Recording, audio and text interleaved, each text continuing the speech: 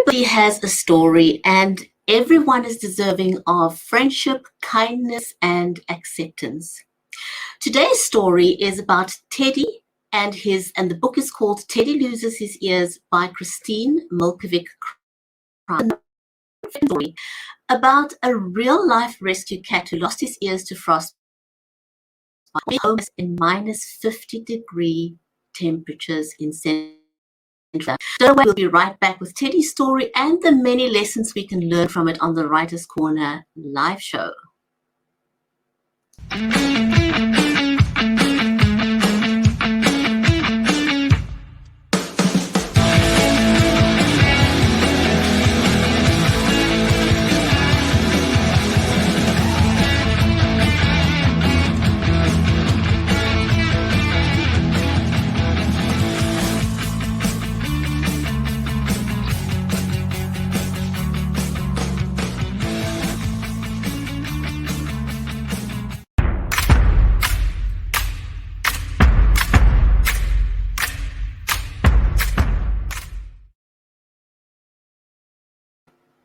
If you're just joining us, then a big hearty warm welcome to the Writer's Corner live. I'm Brigitte Limbanda from Cape Town in South Africa, and in today's show we're going to be talking to Christine Milkovic Krauss. In the show, we are going to be introducing you to a brand new author that's not been on our show before, and her amazing book about a real life story. So let us know where you're watching from. If you're brand new, we'd be happy to give you a shout out because we love new viewers on the show. And today's show is made possible by Creative Edge, StreamYard, and BeLive Media. So a special warm welcome wherever you're watching us today. We're all about helping people level up while they are live, because we know even our authors, when you are talking about your books, everything is not quite back to normal yet. I know that some authors are starting in-person book signings, but for the most part, a lot of authors are still using online. So one of the things that you can do, we're all about giving you some tips and tricks. A lot of the authors are going live using their phones, and there's nothing wrong with it. But if you've wondered why you get those black lines on the side, it's because you're holding your phone in portrait mode. So what you can do instead is simply turn your phone into landscape mode, and that'll take away the black lines, and you'll have more space so that you can use your hands and show your book, and your audience can see you clearly, and it looks so much more interactive. So just turn your phone into landscape mode. That'll make a huge difference. And then the other thing you want to do is use some kind of a tripod. You can use an iographer, a DJI Osmo, or just a simple plain tripod of some sorts, and stabilize your phone. Because what happens if you don't do that, it's very hard to hold your phone still for a long time if you're trying to talk. And it makes the audience feel seasick when your hand moves or shakes. So just those little changes will make a huge difference to the way that you interact with your audience. Mary and I both also use the Logitech Brio other than what's built on your laptop. You are going live with your laptop. The other recommendation we'd like to make is that use something like a lapel microphone, like the Rode lavalier microphone. All these little changes makes a huge, huge difference. And so with that, let me just bring on my amazing co-host and friend, Mary Elizabeth Jackson. She's also an author, an award-winning author that is. She's written so many children's stories. She's an advocate and a ghostwriter. Mary, welcome to the show. Hi, how are you? I'm okay, thank you. And I'm looking forward to our author today. Me too. And today is National Book Lovers Day. Isn't that exciting? I saw that on the news this morning, and I was like, oh, we have to celebrate because we have show all authors, and what an amazing thing to love in life, reading, and the love of reading, how important it is in our lives, isn't it? Absolutely, for sure. And in South Africa, it's a public holiday as well. It's a day in South Africa here. And so it's kind of nice that we're both female presenters, and we've got a Yes. female author on the show today, which is amazing. So if anyone haven't met Christine Milkovic, she is a pet lover, a cat mom, and she's also got 2 beautiful children. And Teddy is her real life rescue pet, and we're going to hear a lot more about that. The stories that Christine shares about Teddy are used to raise awareness of preventable injuries, pet care, self-esteem, and disabilities. She also uses it as a platform to raise awareness of rescue organizations who save thousands of animals every single year. So let's not waste any more time and invite our special guest for the show today.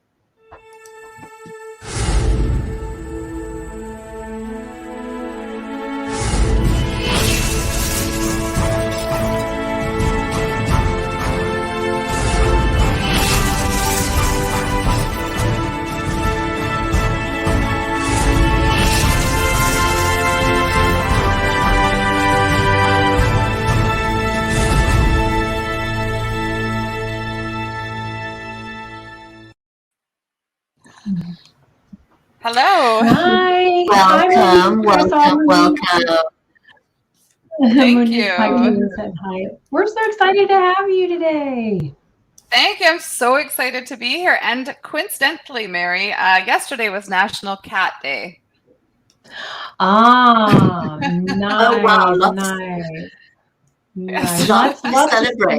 Lots to celebrate. Yes, I know. Yes. I grew up with cats, and I'm a cat lover. But as I became a grown up, in my grown up years, I became somewhat allergic. So my kids have like, I want a cat, and we haven't done a cat yet. We have a dog, but at some point I may just put something on my nose and bring a cat in the house. So I love cats. So.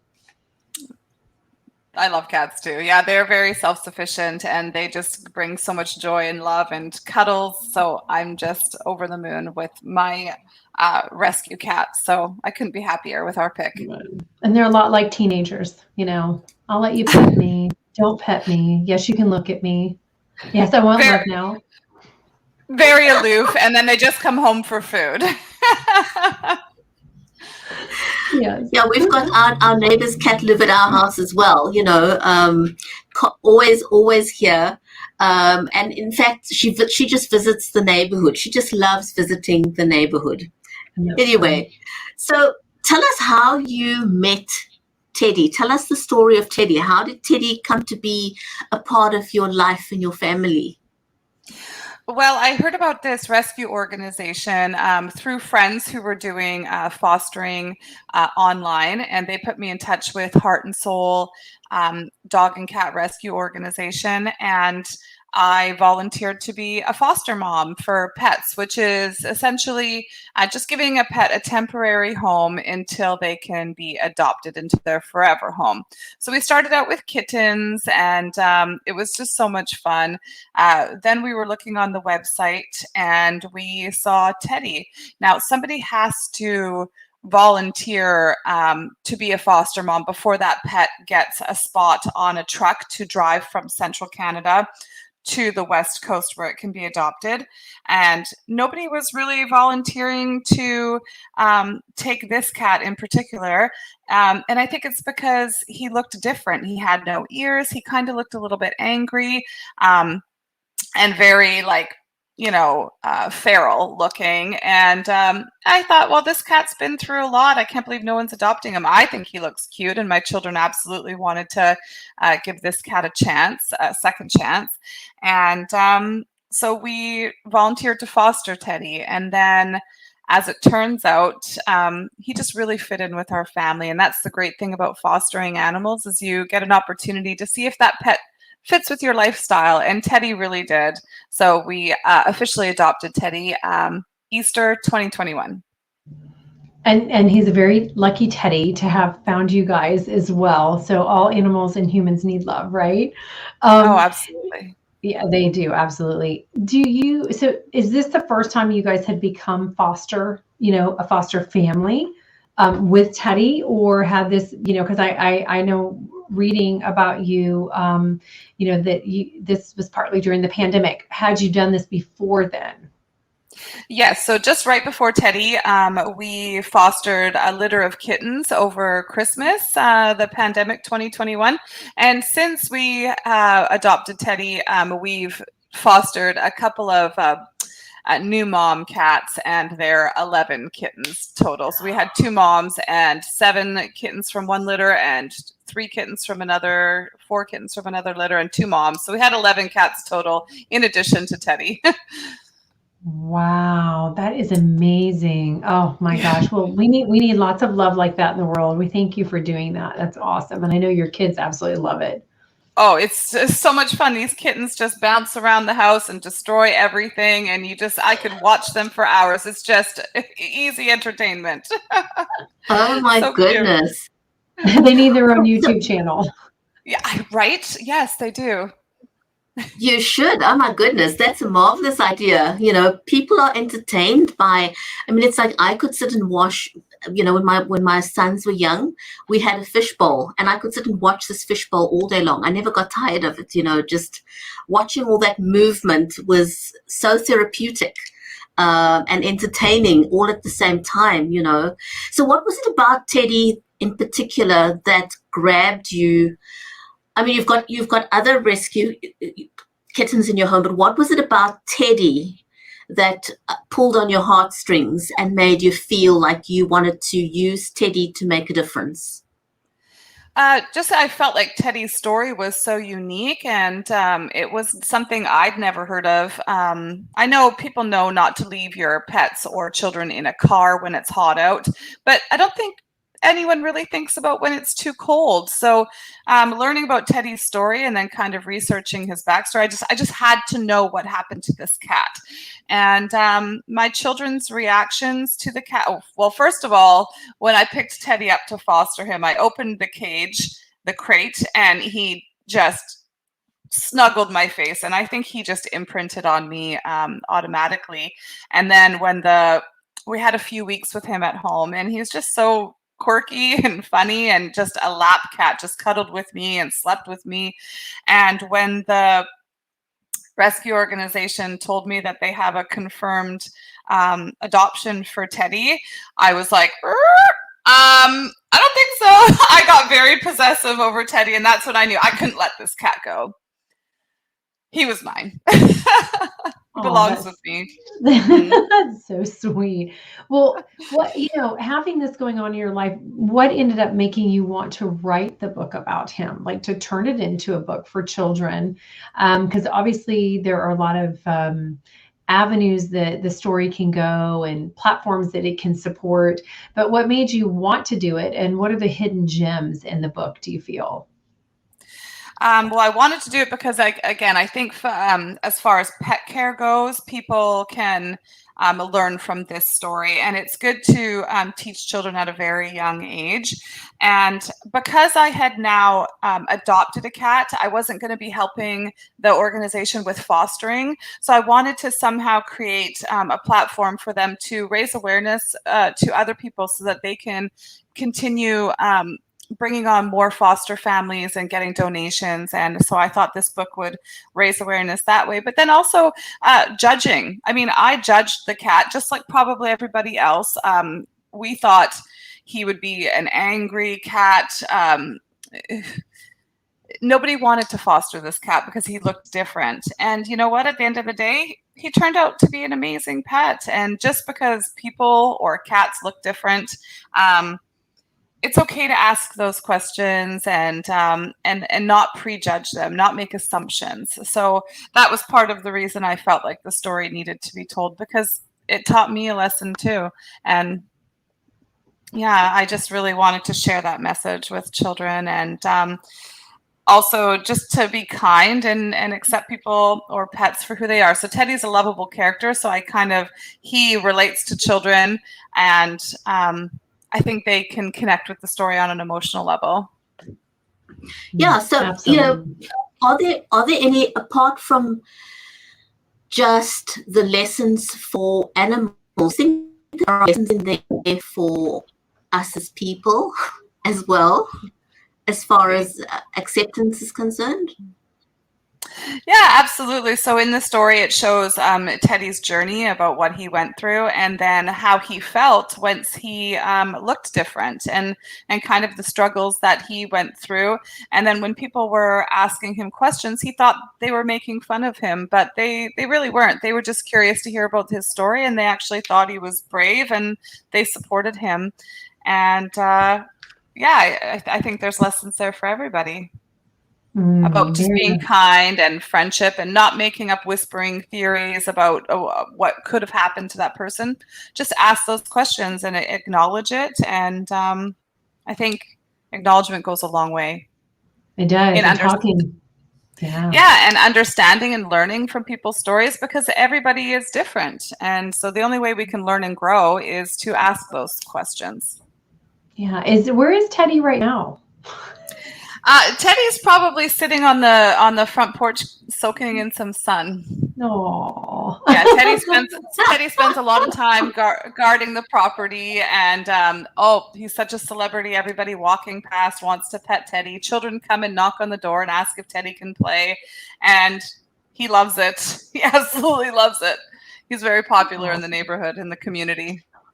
Well, that's so sweet. Well, so tell us a little bit about the book cover. Obviously, the book cover is the most important things as an author. You've got to get people to want to buy your book. And then we want to ask if you'll read from the book for us. So tell us a little bit about, how did you come up with how did you end up with this book cover? Well, I wanted to depict like a surprise with the cat, and how did he lose his ears, and maybe something very colorful that kids would want to pick off the shelf and read and learn about. So that's what I pictured in my head, and I connected with this amazing illustrator. She hand paints every page in the story, and she just gets my vision, and she's it's perfect working with her. We're a very good team. Would you like me to read a couple? Oh, Brigitte, you're sorry. There. I love all the illustrations in the book. They're beautiful, and the pictures in the book. And why did you have blank pages at the back? I was just wondering about that. Apparently, that was not meant to be that way. My book doesn't have those blank pages, but it was just printed that way through Amazon somehow. But I am utilizing those pages to sign and Teddy autographs books for his fans. So we use those blank pages. We make sure we utilize it since it's there. But it's a printing error. Now, I wanted to ask you about that, because sometimes authors put in blank pages on purpose so that people can make notes. So it's a great place for parents to make notes of things that they've covered in the book already with the kids, or things that they want to share about the story. And I like that you're using it to put in notes or autographs. That's a great use of those pages.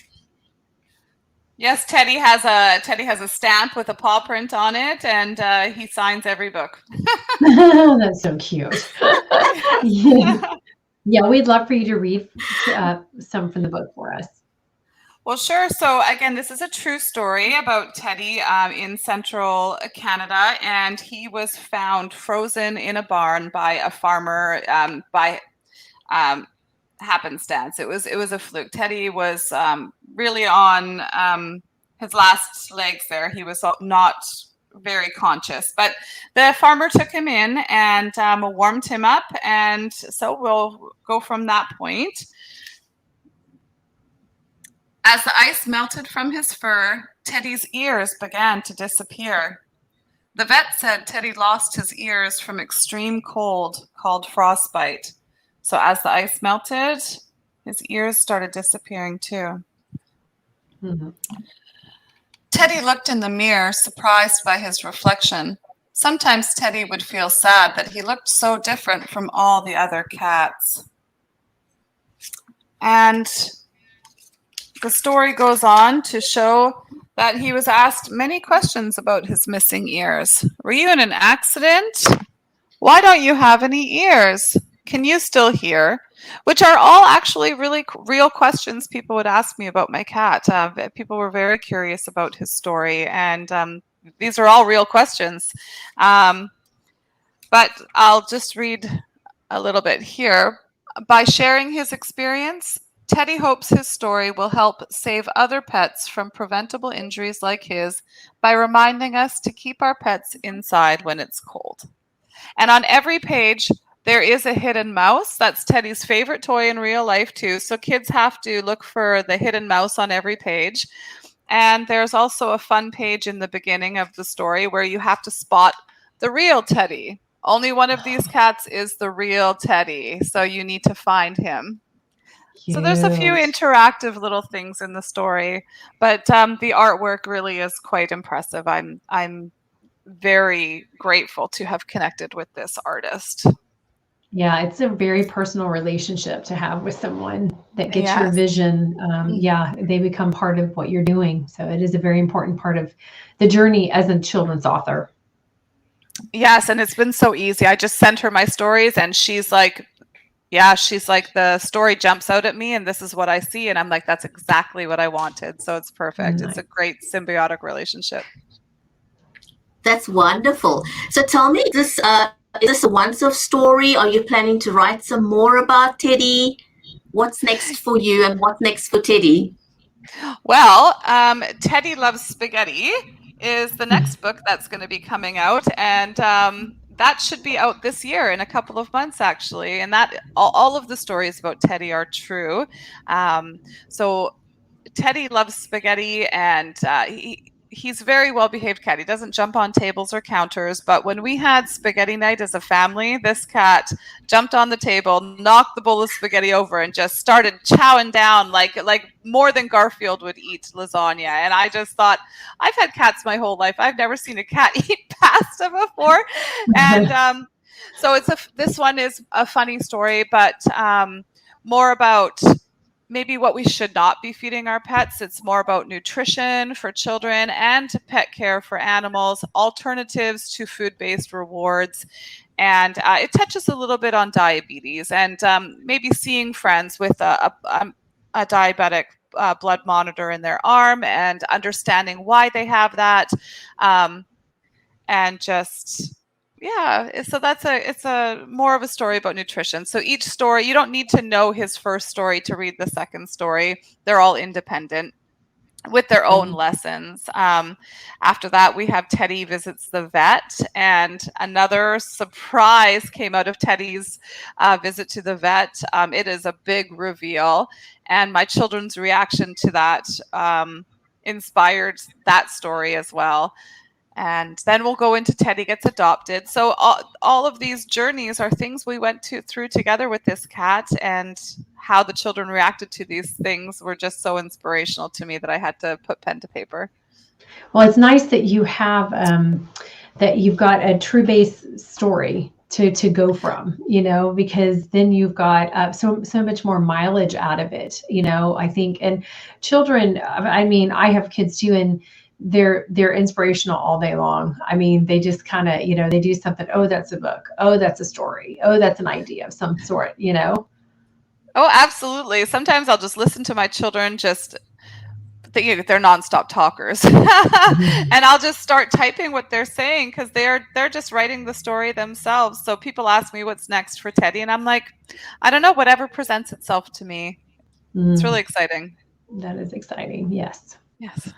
That is amazing. So you're basically starting a whole series of books from the story and lessons that people can learn from his journey. I mean, that is just amazing. Teddy's becoming one celebrity cat. And you're right. Oftentimes we talk about don't leave children in a hot car, don't leave animals in a hot car. But the same goes for the cold. Don't leave children in a car that's too hot, too cold, and also animals. It's a big lesson in there. Both extremes are bad for both humans and animals. And I think it's wonderful that you've taken up this opportunity to write about this and to turn it into lessons. I think that's amazing. Well, thank you so much. Yeah, we're excited about where the books are going and where they're headed and the stories and the lessons in all of them. Thank you. So It's a big pleasure. it is a wonderful pleasure. Are you self-published? Yes, I am self-published with Teddy Loses His Ears. I would love for a publishing company to notice us and offer us a deal, because the costs to self-publish are it is expensive, but I feel that the stories need to be told. Absolutely. So anybody out there watching, yes. Come fall in love with Teddy. Yeah, right. Absolutely. It is a great story. Christine, thank you so much for joining us today and sharing Teddy's real life. Hopefully next time we have you on the show, Teddy will make his appearance and he can have appearance on the screen as well. So thank you so much, Christine. And we're going to plug with a very special message inspired by Teddy and your story.